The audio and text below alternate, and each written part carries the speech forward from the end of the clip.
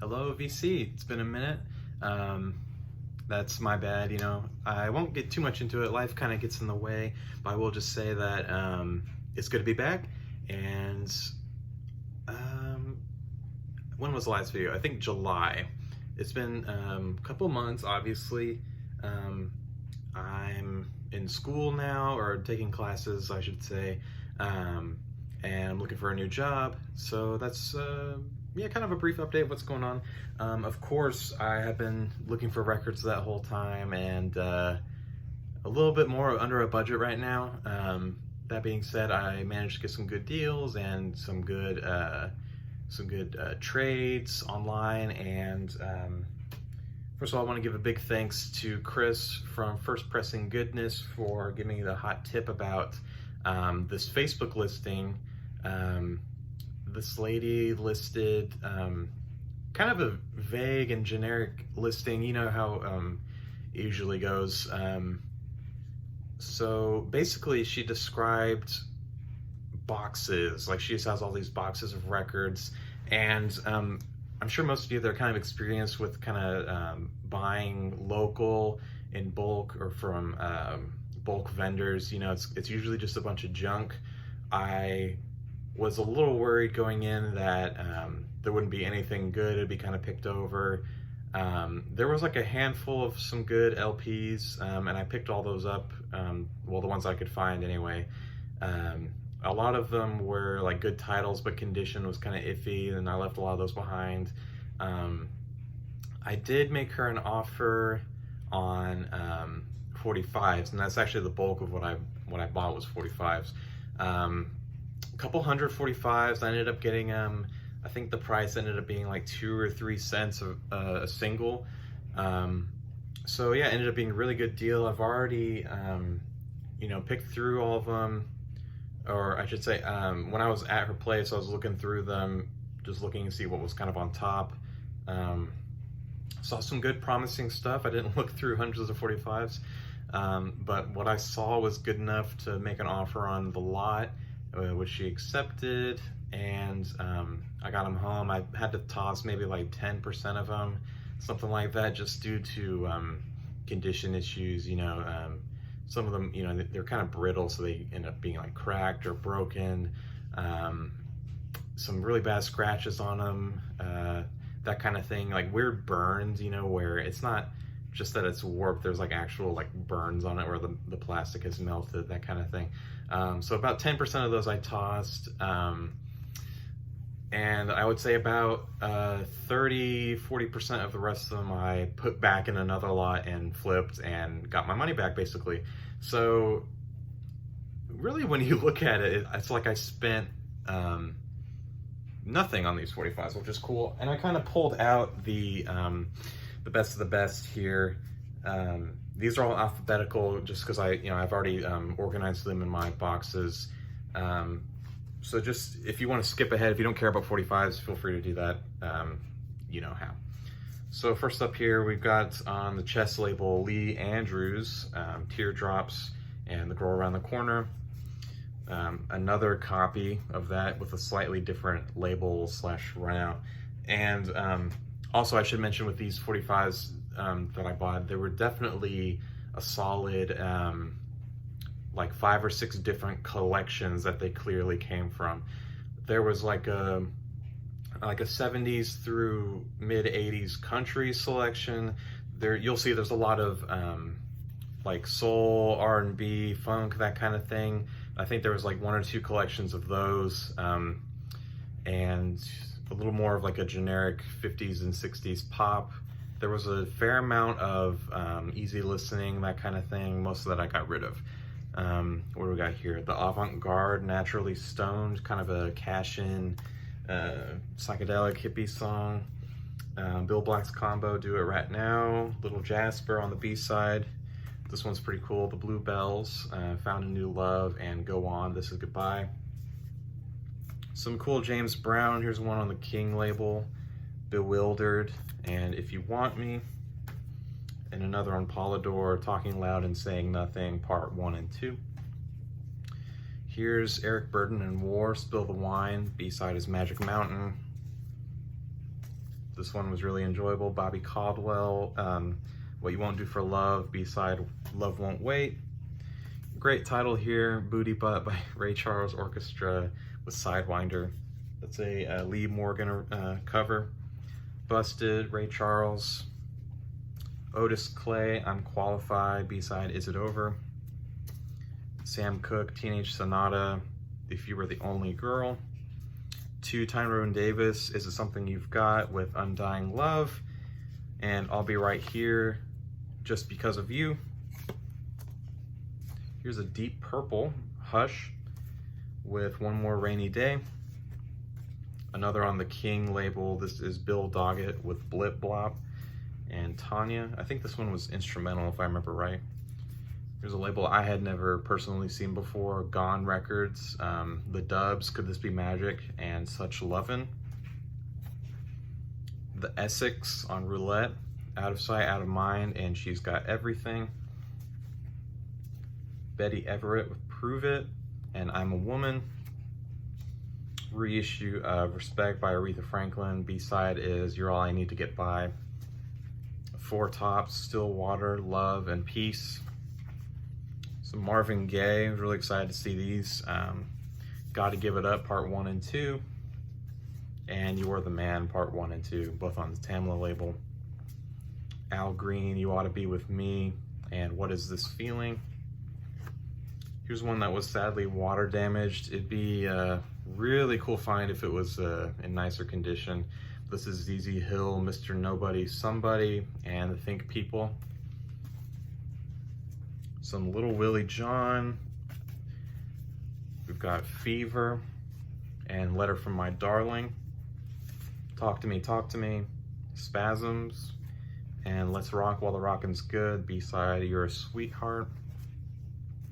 Viola Kilgore, This Is My Prayer, As Long As You Need Me is the B-side. Some BB King, To Know You Is to Love You. A little bit of like a coffee stain or whatever on that. B-side is I Can't Leave. And the other BB King is Friends with My Song. There was this Benny King, Here Comes the Night, and Young Boy Blues. Really cool to see Gladys Knight and the Pips, The End of Our Road, and Don't Let Her Take Your Love From Me on the Soul label. And then on the Trip label, a really cool looking label, It Hurt Me So Bad, and What Will Become of Me. Here's another water damaged one that would otherwise be really valuable. Pleasing Woman by Lee Lamont. The B-side is Happy Days. Backbeat is kind of a recognizable label, and I mean, it looks like a drum head, obviously. Some really great titles on that one. If you ever see that label, definitely pick it up if the price is right. Some Little Richard, really classic, Long Tong Sally. Slippin' and Slidin' is the B-side. The other one here is Jenny Jenny with Miss Anne as the B-side. Really cool on the specialty label. The Marcells, My Melancholy Baby, and Really Need Your Love. Got Curtis Mayfield with Future Shock and The Other Side of Town. And Between You Baby and Me, Curtis Mayfield and Linda Clifford. And the B-side is You're So Good to Me with just Curtis Mayfield. The Shirelles, Dedicated to the One I Love, and Look-a Here Baby on the original Scepter label. The Silhouettes, Get a Job, and I Am Lonely. Good to see Sly and the Family Stone, Family Affair, and Love and Hate. Stephen Stills, Love the One You're With, and To a Flame. Here's one I had never heard before, but was pleasantly surprised by. Sweet Soul Woman, Make Love to Me Baby. Really cool Ike and Tina Turner, Tina's Dilemma, and I Idolize You. Bobby Womack, Looking for a Love, Let It Hang Out. The last one here is a country one. I haven't shown any country actually. Tammy Wynette and George Jones, The Ceremony. It's a promo copy, you know, the kind of thing where it's mono and stereo. So yeah, that's just kind of a sampling of some of the 45s that were in there. I've still got some more that I haven't filed away yet, but that's kind of the cream of the crop. And into the LPs I bought in the past couple months, yeah, kind of a modest stack here. I mean, I haven't bought too many. I did, of course, pick up the new Thom Yorke record, Anima. This is probably my album of the year, or at least top 2 or 3. I mean, obviously, if it's a Thom Yorke solo record, you know, you've got your electronic elements and all this influence with experimental music that he kind of puts through this songwriting filter that is a little more accessible and still from his what am I trying to say? He's just a great songwriter, and actually one of his most emotional songs I think ever, even including the Radiohead discography is on here. It's called Dawn Chorus. Just give that a listen, and I really love the track Twist as well. There is a vinyl exclusive track on here which I am blanking on the name of because it's only on the LP. It's called Ladies and Gentlemen, Thank You for Coming. Just kind of a nifty little bonus because he is actually a big fan of physical media, and all of the packaging on his releases is really spectacular. I mean, this is kind of a special deal. It's like a top loader and it has the flaps, you know, really high quality inner sleeves. I did stick some, or actually no, I didn't. These actually came with like poly bags in the printed sleeves, which was cool because this material would totally scratch up the records. This kind of cardstock thing, really great art. And there's also a deluxe edition of this, which is again one of those kind of books that Radiohead have done with the past couple releases. Don't have the funds to pick that one up right now, but it's cool nonetheless, and give this one a listen if you haven't already. I've also been really heavy into King Gizzard and the Lizard Wizard, and so I'm just kind of filling out their discography. I got a pretty standard pressing of I'm in Your Mind Fuzz. This one's on the Castle Face label. Standard, you know, black vinyl. I got this one in a trade. This is one of their more straightforward ones. I think this was 2014. King Gizzard is basically, it's like if you took all the music that I like, you got your psychedelic elements, heavier stuff like metal or punk, and then maybe sort of 70s aesthetic with the post-psychedelic, a little more on the darker side, that kind of thing.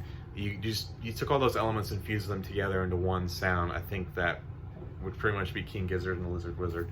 The other one here is Murder of the Universe. This was the second album that they put out in 2017. This one is not the standard colored vinyl. I think this one comes on nothing but colored vinyl. But the more the less limited one is like a greenish and yellow kind of thing that matches the cover a little more. This one is obviously clear with like black / gray smoke, or like a smattering of that. I wasn't too picky about what color I was ending up with, but that's just the one that the guy had that I traded with. So that's cool. This one also comes with a poster, which is just the album artwork, and it comes with this really heavy duty lyric / art book, because there are actually a lot of lyrics to this album because of it's got some spoken word throughout. So yeah, cool package, and probably one of my favorites by them. So I got some free records actually.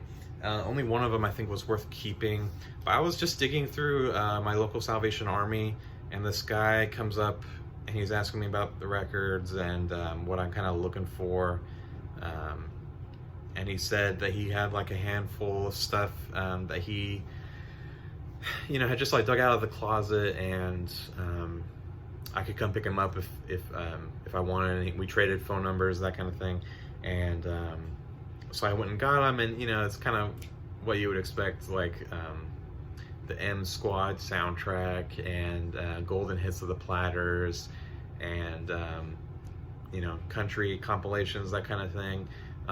There was one I thought was worth keeping. This Bing Crosby Merry Christmas. I just didn't have this one yet. I think this one is a reissue, 70s, something like that. Basically unplayed, the record. And this is going to be good for whenever Christmas rolls around and need some music in the house. Some thrift store stuff here. I got the Hondells, Go Little Honda, kind of.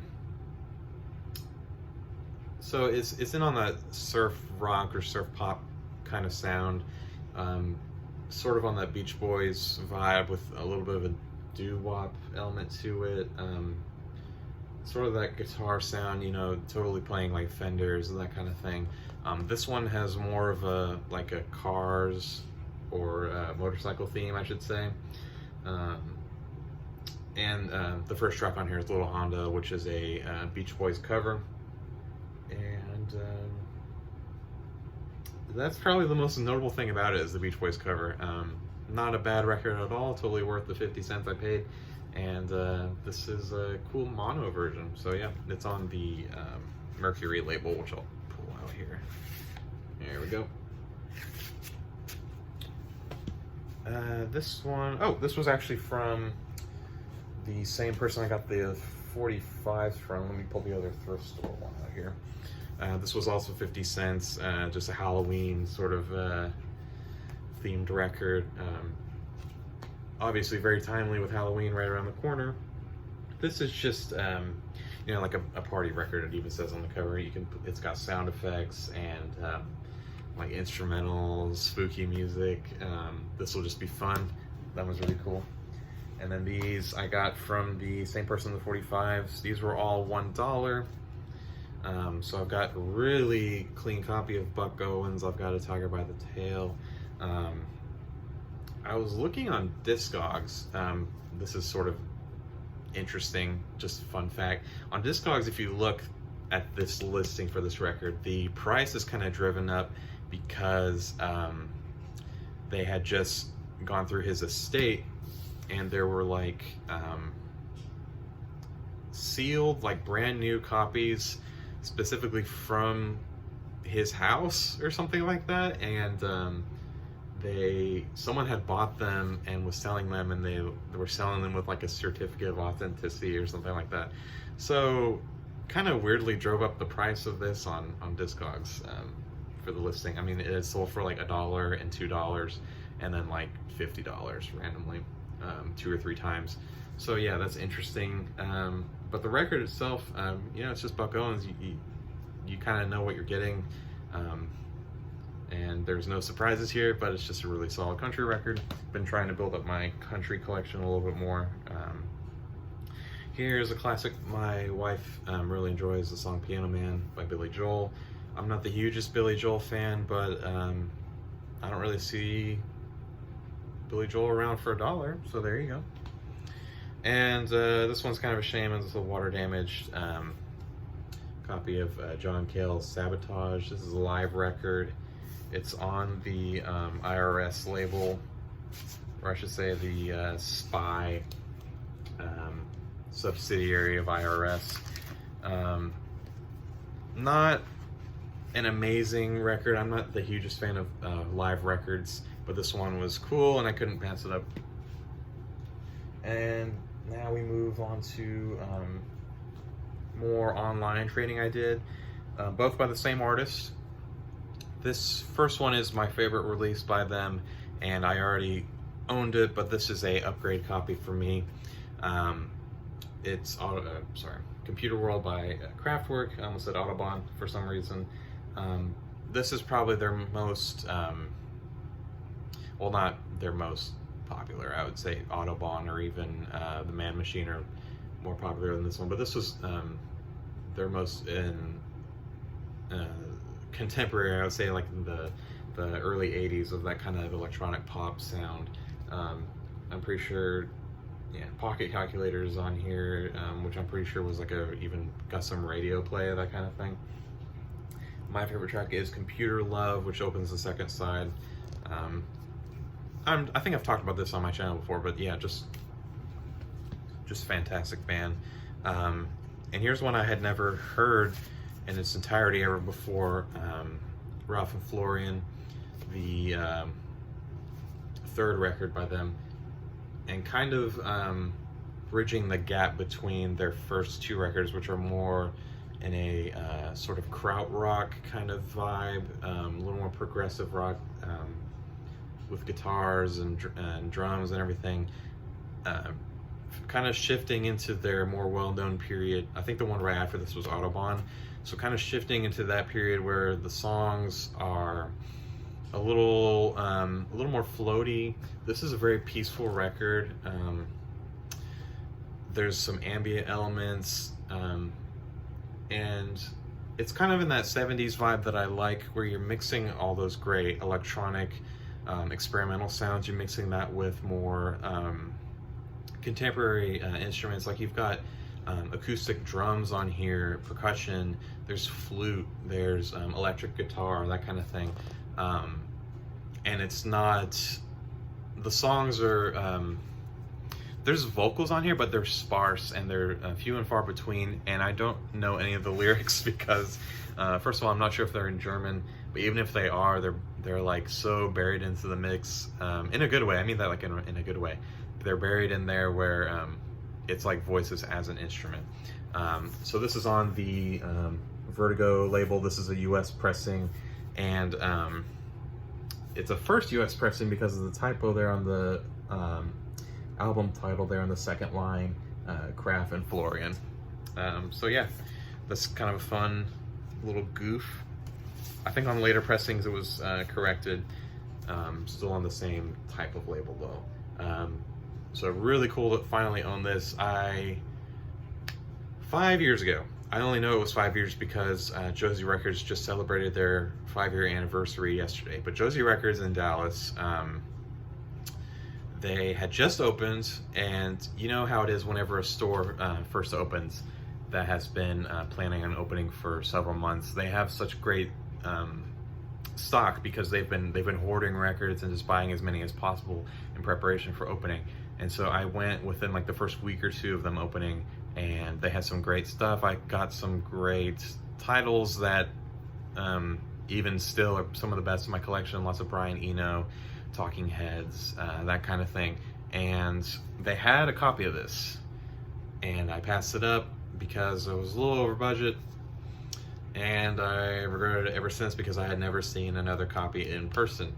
But I got a good deal online, did a nice trade. Very nice gentleman bundled those together for me and got a good price. So yeah, long story, just to say that that's an amazing record and probably in my top 2 or 3 favorite Kraftwerk records.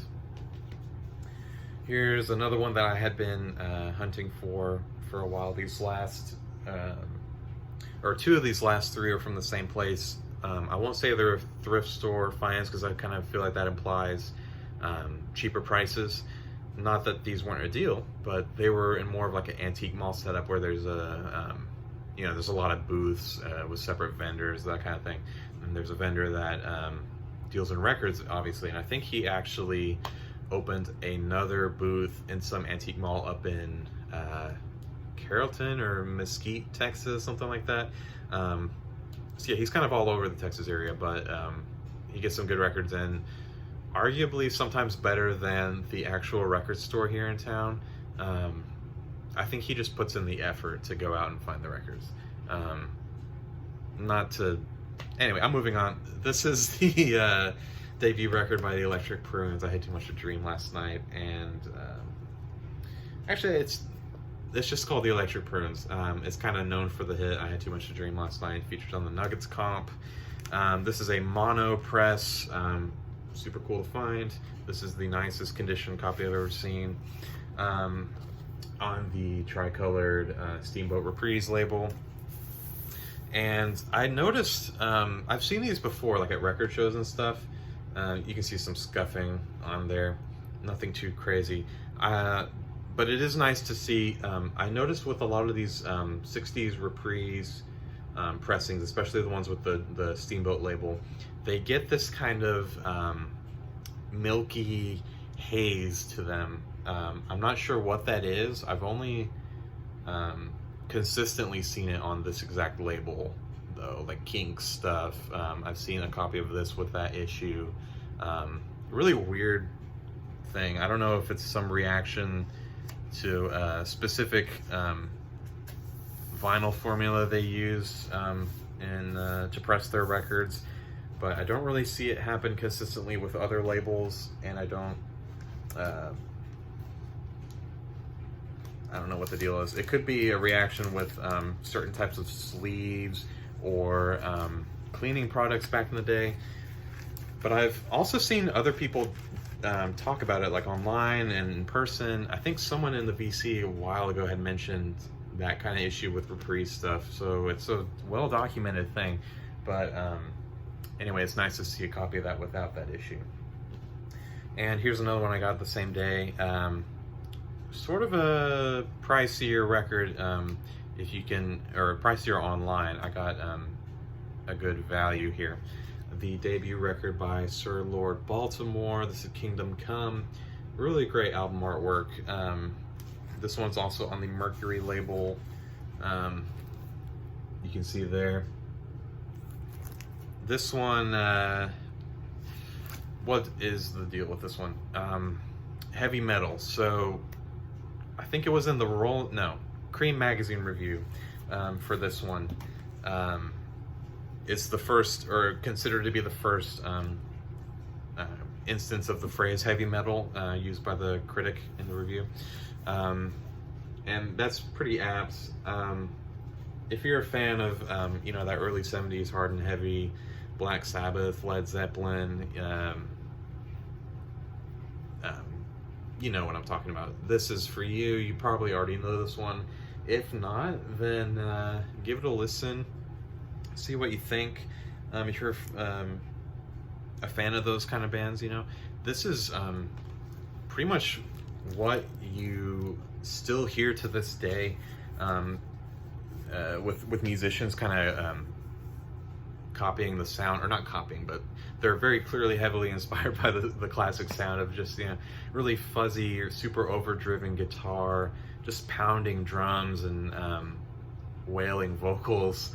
That pretty much sums up a good percentage of rock bands to this day, and it's really cool hearing such an early example of that kind of thing. It's like primordial. The evolution of music is endlessly fascinating to me. You could see it was on the kind of annoying Unipack thing. Those are always broken with seam splits. And speaking of Unipack, kind of grail alert here. This is, I always get it mixed up. The band is called Coven, and this album is Witchcraft Destroys Minds and Reaps Souls. Half Price Books in Dallas, the flagship location, had this. I only paid $45. If you look online, I won't say how much, but kind of pricey. And honestly, you can kind of see it in reviews as well, people talking about this. It's more that it's like a rare thing. I think the story with it was, this came out in 69, I believe, either 69 or 70. No, it must have been 69, because it came out and people immediately complained because of, satanic imagery and themes.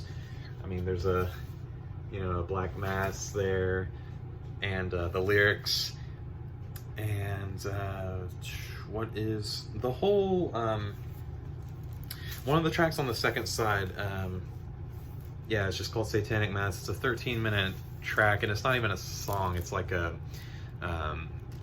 recording of like what's supposed to be like a satanic mass, and it's kind of corny, and it's not great. I mean, the music is good and definitely worth a listen, especially with Halloween coming up. And I think the thing was, it came out in '69, and I only remember that because of the Sharon Tate murders, you know, the whole Manson thing. Um, that happened like the week after this came out or something, and then people were, you know, the Satanic Panic thing was kind of starting up, and so this got pulled from shelves like immediately. It didn't sell well, and it didn't really get a chance to because it was pulled and then banned. So there's not that many original copies out there. So it was really weird to see one pop up in Dallas, Texas. I don't know where this came from. And so I bought this, and then that afternoon we saw It Part 2, which was really fun. We went to the Alamo Drafthouse, and I made the rookie mistake of leaving this in the car, and I was really worried that I had ruined it because it had a severe warp, and I didn't fix it 100% perfect, but you can see it's no longer severely warped. It was bad. It was like skipping, and the needle was jumping all over. I did the old oven method of flattening. I, you know, did it on some test records first. Well, that's not the first thing I jumped to. A couple days I left it smushed between some books, like lots of large coffee table books with weight on them, just trying to flatten it in a more conventional method. And I was getting a little stressed out about it, so I was reading up a lot about the oven method. I had seen people try it. I even considered messaging around, seeing if anybody had a vinyl flat that I could mail the record to and pay them to use it or to flatten it, because at least that's like made with records in mind. But what I ended up doing, Michaels had a sale on record frames. I never owned record frames before, and so I just bought those for the glass. I cleaned them, I put them in the oven on the lowest setting for like 5 minutes, and then did that, and then, you know, put books on top for like 2 hours, and when it was done, it was flat. So what are you gonna do? I saved it there. That was almost a huge waste of money, but I did it, and now it's in my collection, so but yeah, wow, it's already been 32 minutes. I guess I'll wrap this up. Thanks for those of you that stuck around, they're still subscribed. Weirdly enough, I actually got 2 or 3 new subscribers during that period where I hadn't uploaded anything for a couple months, so thanks to new subscribers. Thanks to old subscribers. Thanks again to Chris from First Press and Goodness for the hot tip about the records in my area. And I hope I see you all in the comments. Take care, you guys.